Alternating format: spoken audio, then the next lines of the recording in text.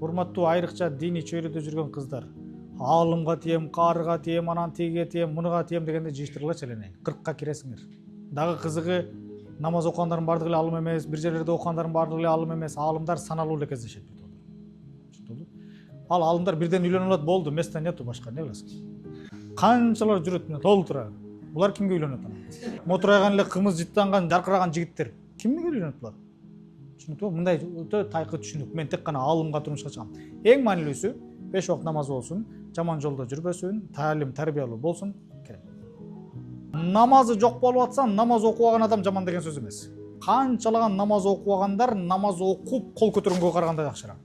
Бирок сунушту айтып элем, үйлөнгөнгө чейин намаз окуп кетсе, нур үстүнө нур болот. Түшүндүңбү? Анткени үйлөнгөндөн кийин ал сен рычагты берип коесуң дагы, кечирип койсо да болойт деп намаз окубай коюштугу мүмкүн. Анан сен кичине аң сезим жактан же жүрөгүң жактан кыйналып калышың мүмкүн.